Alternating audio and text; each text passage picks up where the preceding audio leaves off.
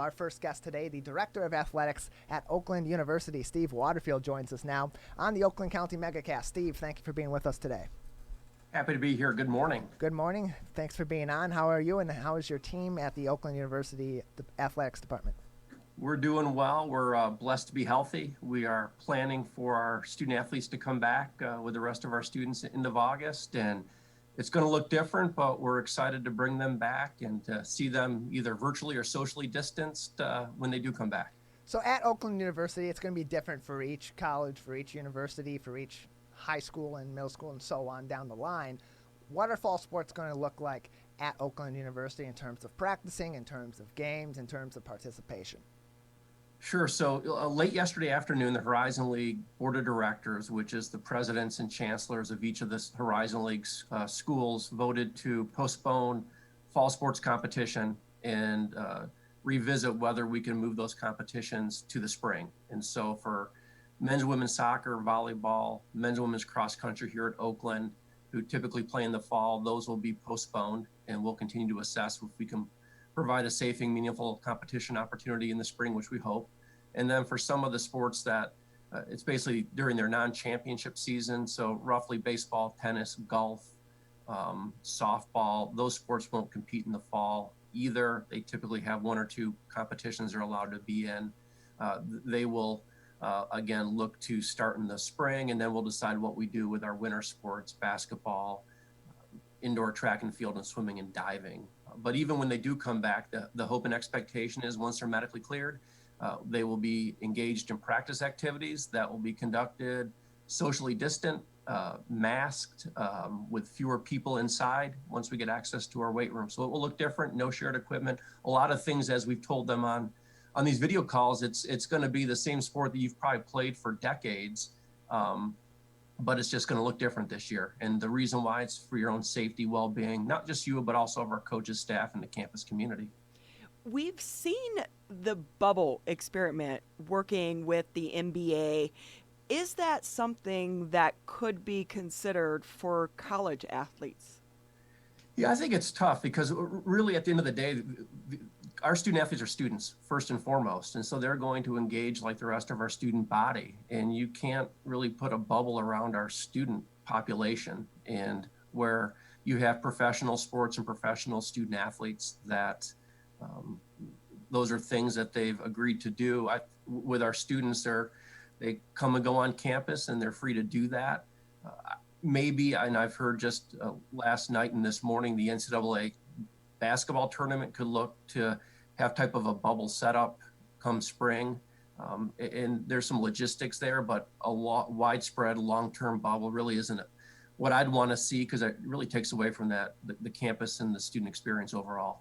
Steve Waterfield with us. He is the Director of Athletics at Oakland University, our Facebook partner today on this OU Friday edition of the Oakland County Megacast. And Steve, this is obviously having a great effect on the players. What are the players and student athletes at Oakland University saying? What are their thoughts, or what are the conversations has your department had with players regarding the decisions for fall?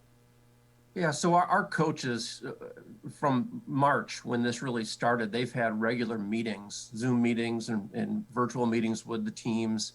We've checked in on occasion as well. We've met with every team, and we'll be meeting with every team over the course of the next few weeks to kind of give them the protocol that we'll have in the athletics department, what campus expects of them, wearing masks, sanitation, good hygiene. And so we're probably 6 or 7 sports in. We had our men's soccer team have that call yesterday. And so we've talked through that, what the screening will look. What I've heard from student athletes and what I've heard through coaches from student athletes is they want to play. And I really am just, it's sad and difficult to postpone a season because I know how much they care about competing and doing what they love to do. But the best decision was to postpone it. But they want to get on the field. And they want to do it in a safe manner, but they love their sports. And we're just trying to find ways that we can do that this fall and then heading into next semester. For those that maybe are not familiar with the systems at play and how things work on a college athletics level, these players are oftentimes on scholarship to play these sports. And now that they're not going to be playing these sports in the fall, are any of their scholarships at risk, and is that a potential problem with these athletes, many of them going to school because of these scholarships and because they have those opportunities? Yeah, so all their scholarships will be honored, whether they want to participate or not this year. If they decide to opt out for health and safety reasons, I respect those decisions, and they'll get the same scholarship amount that they would typically have received if it was what you'd call a typical year. So a lot of them receive partial scholarships, which would be a fraction of tuition, a fraction of room and board perhaps, or books. Most of our student athletes receive less than even full tuition. Many receive no scholarship at all. But if their athletic scholarships will not be impacted by any decisions they make to participate or not participate, and they can certainly change their mind as well. If they decide to participate and then something happens and they wish to opt out and kind of take this season off, it won't be impacted. The NCAA is working through the eligibility piece to it.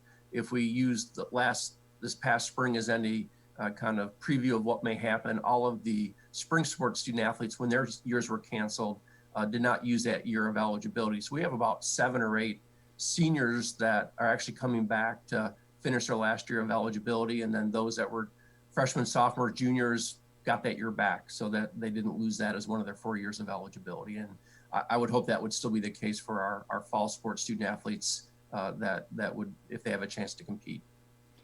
We've heard a lot about team sports. What about club sports? Will those students still be able to play? Yeah, so the club sport piece, most of the club sports have kind of governing bodies as well, and they've paused or kind of are taking a wait and see approach.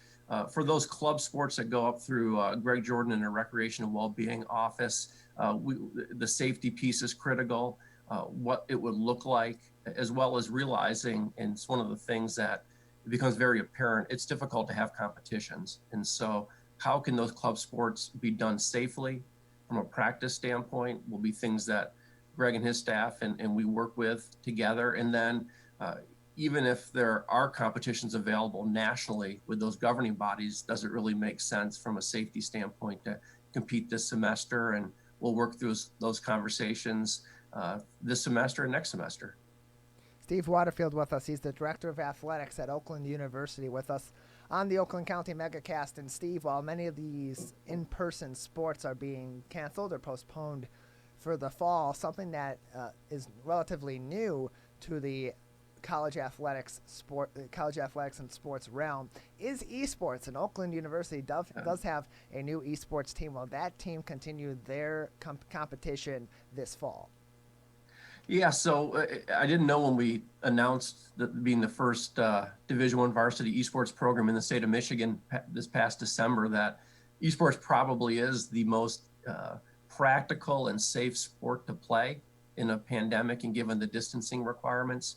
Our expectation is to play this fall because the competitors can be in separate rooms, in separate parts of the world, in separate parts of the country, and do things in a safe manner. So as we look to have those competitions in our 3 games, League of Legends, Rocket League, and Smash Brothers, we will do that consistent with the safety protocols that we have to abide by, but there is ways to do that which are a lot easier than some of the other sports that we have. So it's exciting to see and looking forward to get that off the ground fall semester.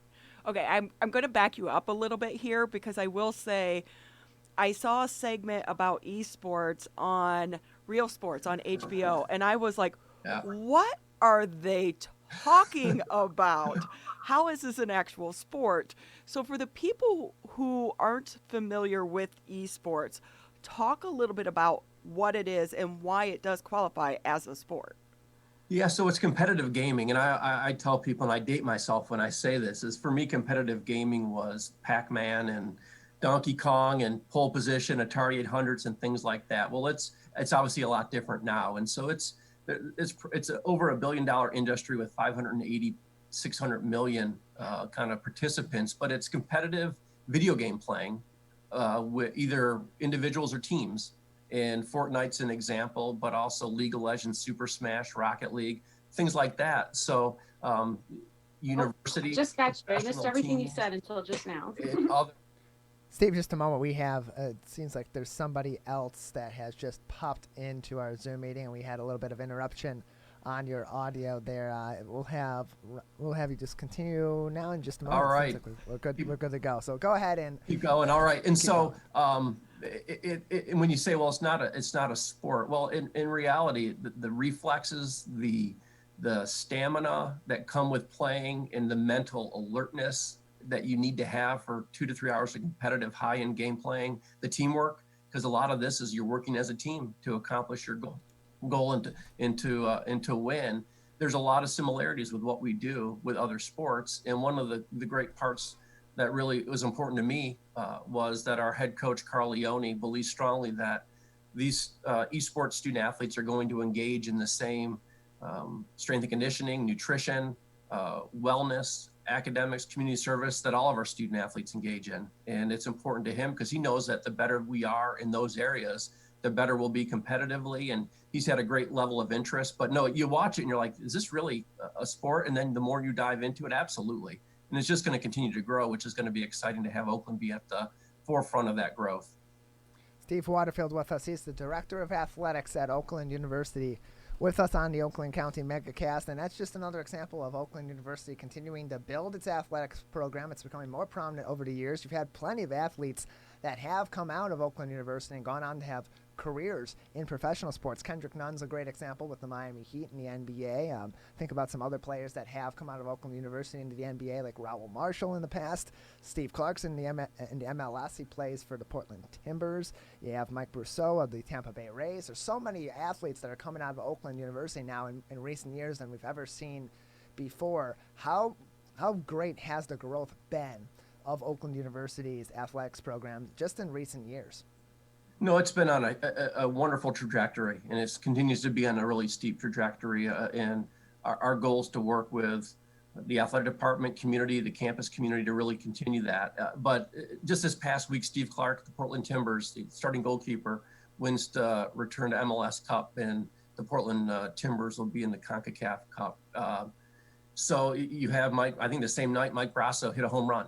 And so a wonderful representative of our Oakland University baseball program. Brian Stewart, a professional golfer, is playing on the PGA Tour regularly and doing well. Jake Neen, who was a former golfer here, qualified for his first pro event, the 3M tournament up in Minneapolis. Kendrick Nunn, Raul Marshall, and so many others that have had success. And so the first part is you're just so happy for them because they are doing what I'm sure they dreamed about doing when they were youngsters. And the fact that Oakland could play a part in that is special. And we're very proud to consider them, as we do all of our student athletes, part of the Golden Grizzlies athletics family, and to follow them. And there'll be more. We have amazing student athletes, great coaches, and I expect more and more that want to pursue professional athletics are going to have those opportunities in the coming years.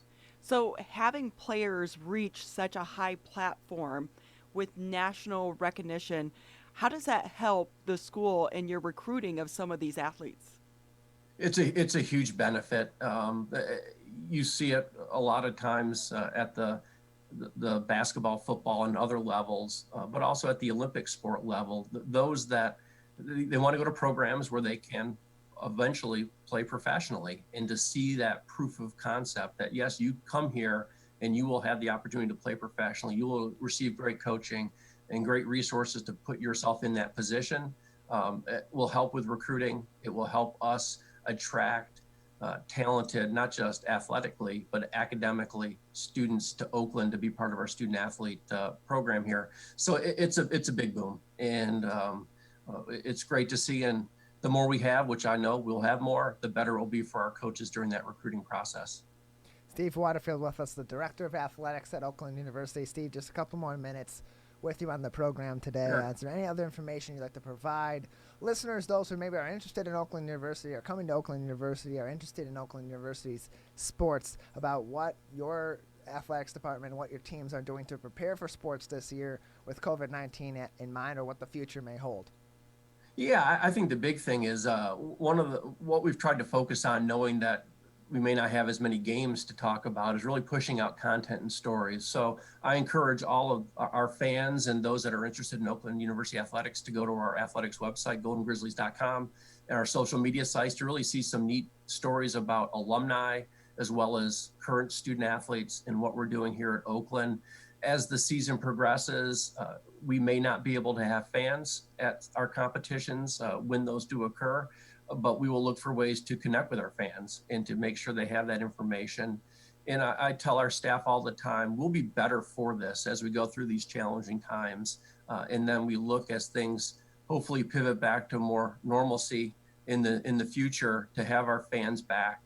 But it's just a very exciting time to be part of Oakland University Athletics. I am blessed to work with a wonderful group of coaches and staff, and we are blessed to have student athletes that are really at the core of what we do here. And though this year will look different, and there's no way around that, the core of what we believe in and our four core values, excellence, integrity, optimism, and perseverance will remain, and we'll continue to build out and look forward to the bright future ahead. Well, Steve, we thank you very much for being with us today. Hey, thank you. Take care and be well.